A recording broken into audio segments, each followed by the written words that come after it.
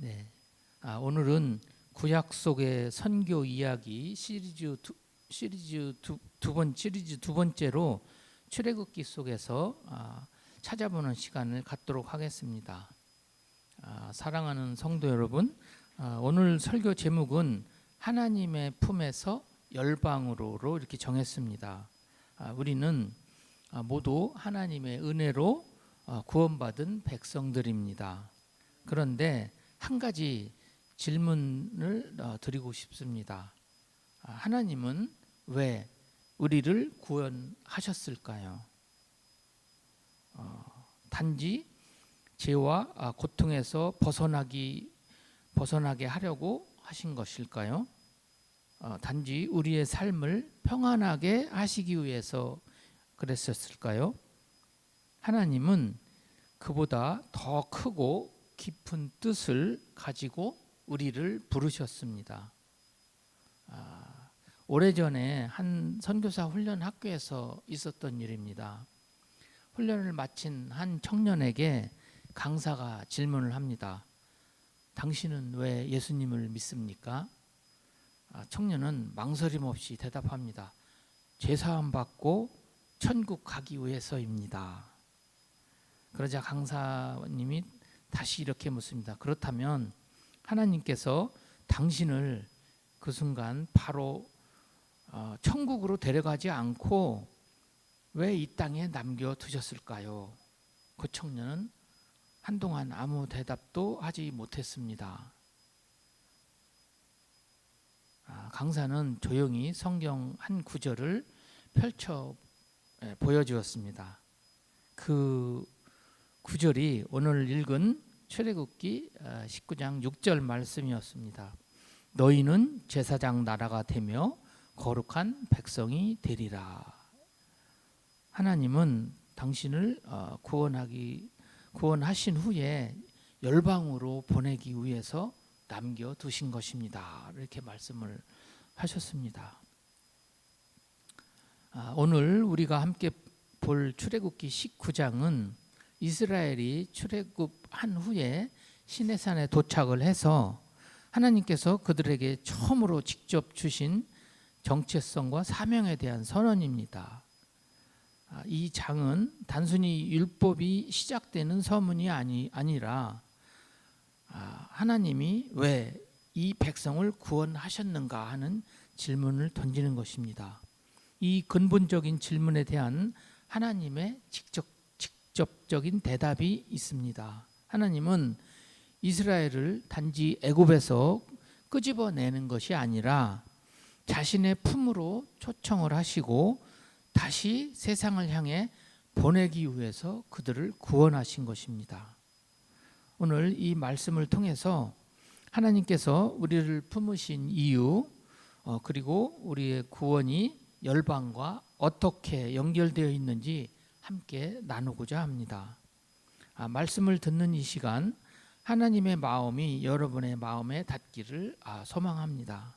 그리고 다시금 우리를 향한 하나님의 부르심 앞에 믿음으로 응답하는 시간이 되시기를 주님의 이름으로 축원합니다. 출애굽기 19장은 단순히 율법이 시작되는 서문이 아닙니다. 이스라엘 백성이 출애굽한 후 시내산에 도착해 약속의 땅으로 가기 직전 하나님께서 이스라엘 백성에게 말씀으로 주신 선교적 정체성과 사명에 대한 거룩한 선언문이라고 하겠습니다. 이 말씀은 왜 하나님이 이 백성을 구원하셨는가에 대한 근본적인 질문에 대한 하나님의 직접적인 대답이라고 하겠습니다.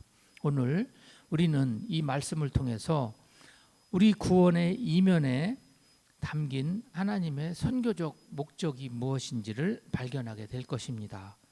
먼저 첫 번째는 관계 회복의 초청입니다. 본문 4절을 보면 하나님은 이스라엘에게 이렇게 말씀하십니다. 내가 어떻게 독수리 날개로 너희를 업어 내게로 인도하였는지 보았느니라. 이는 단지 해방이 아닌 하나님의 품으로 초청하는 것입니다. 이 말씀이 잘 해석된 구절이 신명기 32장 10절에서 12절에 있습니다. 10절에서 12절 말씀입니다. 여호와께서 그를 황무지에서 짐승이 부르짖는 광야에서 만나시고 호위하시며 보호하시며 자기의 눈동자같이 지키셨도다.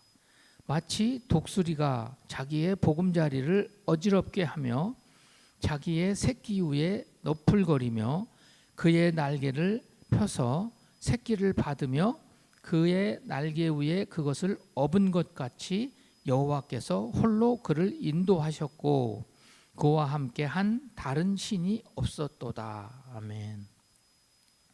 여기서 독수리 날개는 위험으로부터의 보호 및 속도감 있는 구원을 말합니다. 무엇보다도 하나님의 전적인 주권을 상징하며 구원의 목적은 명확합니다. 내게로, 하나님에게로 인도하셨다는 것입니다. 즉 하나님은 단지 애굽에서 이스라엘을 건져내시어 해방시키는 것이 아니라 자기 자신과의 관계를 온전히 회복시키기 위해서 그들을 구원하셨다는 것입니다. 이는 오늘 우리에게도 동일하게 적용된다고 하겠습니다. 구원의 목적은 단순히 죄에서 벗어난 자유가 아니라 하나님의 품으로 돌아오게 하는 것으로 하나님과의 관계가 온전히 회복되는 것을 말합니다. 두 번째는 구속은 하나님의 선교적 소유 선언이라는 것입니다. 19장 5절 말씀을 보면 세계가 다 내게 속하였나니, 이는 하나님의 그 선교적 시야를 보여주시는 것입니다. 세계가 다 내게 속하였나니 이렇게 말씀하신 것은 이는 구약에서 아주 매우 이례적인 그런 부분이고 또 전 우주적 시야의 선언이라고 하겠습니다. 하나님은 이스라엘만의 하나님이 아니고 열방의 주인이시고 창조주이시며 선교의 하나님이신 것입니다. 이는 하나님이 이스라엘을 열방을 구속하시려는 통로로 선택을 하셨고 선교의 도구로 세우셨다는 것입니다. 그렇다면 하나님은 왜 이스라엘을 그렇게 부르셨습니까? 그것은 자신만의 안전과 번영을 위해 존재하는 것이 아니라 하나님의 복이 열방으로 흘러가는 통로가 되도록 부르신 것입니다. 5절 후반부를 보면 너희는 모든 민족 중에서 내 소유가 되겠고 라는 표현이 나옵니다. 소유라는 단어는 히브리어로 세굴라인데 이는 아주 귀한 소유물로 하나님의 목적으로 이르기 위한 소유를 말씀하시는 것입니다.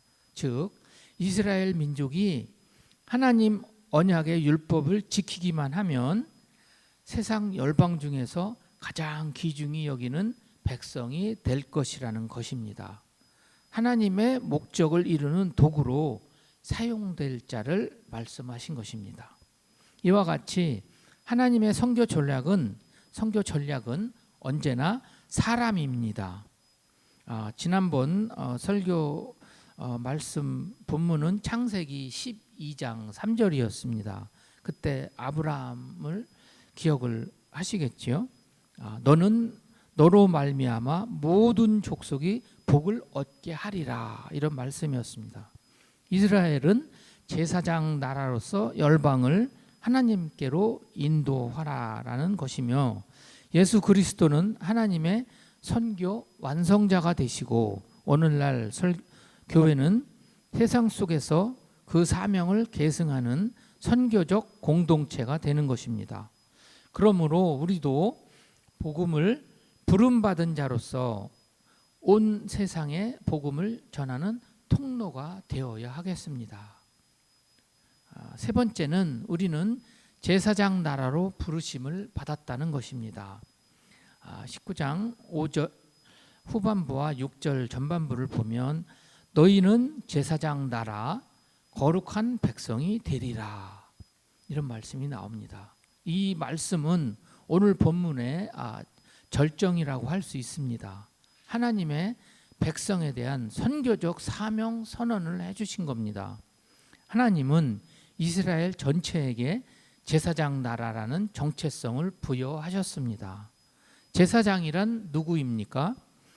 첫 번째, 하나님과 인간 사이를 연결하는 중보자를 말씀하십니다. 두 번째는 하나님의 말씀을 세상에 전하는 대언자를 말씀하십니다. 대변자가 되는 것입니다. 세 번째는 열방 민족을 하나님께 인도하는 통로자입니다. 이 사명은 단지 레위인만이 아니라 이스라엘 전체, 그리고 오늘날 모든 교회와 성도 전체를 향한 사명이라고 하겠습니다. 19장 6절 후반부를 보면 너는 이 말을 이스라엘 자손에게 전할지니라, 이렇게 말씀하시는데, 이는 공동체적 사명의 강조로 하나님은 이 말씀을 모세 한 사람에게만 준 게 아닙니다. 이 말씀은 이스라엘 자손 모두에게 이 말씀을 전하라. 이 말씀은 모든 백성, 모든 공동체가 함께 감당해야 할 사명임을 분명하게 말씀하신 것입니다. 오늘날 교회도 마찬가지입니다. 선교는 일부 헌신된 사람들에게 또는 선교사의 몫만이 아니고 모든 성도의 정체성이며 함께 짊어져야 할 교회 전체의 사명이라고 하겠습니다. 오늘 본문인 출애굽기 19장 4절에서 6절 말씀은 하나님이 우리를 향해 말씀하시는 이스라엘 선민의 정체성 선언입니다. 하나님은 우리를 구원하셨고 자기 품으로 초청하셨으며 세상을 향해 다시 보내십니다. 우리는 하나님의 품에 안긴 자로서 이제는 열방을 향해 보내심 받은 자가 되는 것입니다. 오늘 우리는 이 말씀 앞에서 우리들 자신의 삶을 돌아봐야 합니다. 나는 누구인가? 하나님의 품에 안긴 자인가? 세상 속으로 보냄받은 자인가? 나의 가정, 일터, 교회 공동체는 제사장 나라의 정체성을 드러내고 있는가? 나는 지금 하나님의 선교에 동참하고 있는가? 선교센터에 따르면 데이터를 일부 공유한 것을 보면 전 세계에 아직도 7,000개 이상의 복음을 듣지 못한 미전도 종족이 있습니다. 또 선교사 90%는 이미 복음이 전해진 지역에 집중되어 있습니다. 교회가 사용하는 선교 예산은 커피 소비의 단 1% 수준밖에 되지 않는다고 합니다. 우리는 하나님의 마음과 동떨어진 채 그저 안락 의자에 앉아만 있는 것은 아닙니까? 아니면 하나님이 찾으시는 보냄받은 자로 살고 계십니까? 지금 이 순간에도 하나님이 찾으시는 사람은 단순한 봉사자가 아니라 하나님의 구속을 체험한 사람, 그 구속의 목적을 이해하고 그 사랑을 가지고 다른 세상으로 나아가는 사람을 찾고 계십니다. 제사장 나라는 단지 제사장이 많아지는 것이 아닙니다. 그 삶 자체가 중보자적, 선교적 역할을 감당하는 공동체가 되는 것입니다. 오늘 말씀의 핵심은 하나님이 우리를 품으신 이유는 우리를 세상으로 보내시기 위함이라는 것입니다. 사랑하는 성도 여러분, 오늘 말씀을 통해 우리가 분명히 붙들어야 할 진리는 이것입니다. 하나님은 저와 여러분을 구속하셨습니다. 하나님은 우리를 하나님의 품으로 부르셨고 하나님은 우리를 향해 우리를 다시 열방으로 보내시고 계십니다. 우리는 하나님의 소유된 백성이며 세상을 향한 제사장 나라로 부르심 받은 사람들입니다. 하나님은 저와 여러분을 통해 열방이 하나님을 보게 하실 줄 믿습니다.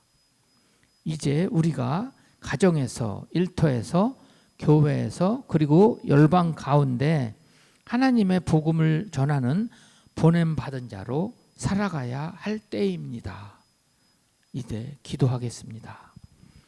주님, 우리를 애굽에서 건져내시고 독수리 날개로 당신 품으로 인도하셨음을 감사드립니다.